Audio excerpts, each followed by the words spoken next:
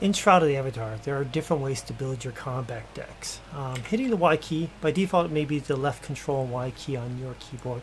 I'm going to look at one of the decks I have in here. And if you take a look, some of these cards on here, you'll see that majority of these cards actually have a little lock, which means I've actually placed those cards in that spot, and I always want them to appear. By being locked, it does a couple of things. One, it guarantees that card's going to always be in that spot for this deck. Two, there is a new ability to stack or load up those cards on the fly, and I'm going to show you how that's done. I'm going to go into combat mode with my Z key. If I just hold down this glyph, you'll see I'm charging up, and there's a little number in the bottom right.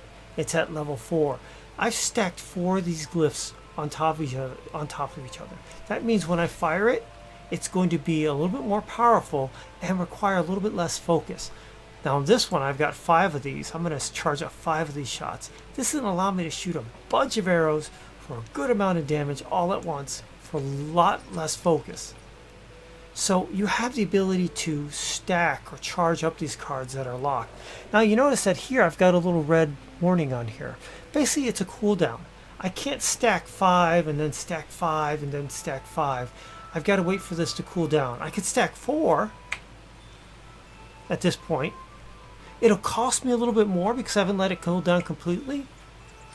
And if I did it again, I could stack 3, maybe 4.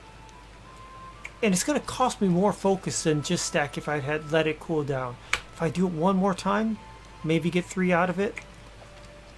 Now if you look at the red on that, it's really, really up there. So I can only stack 2. So that's the downfall. You have to manage it.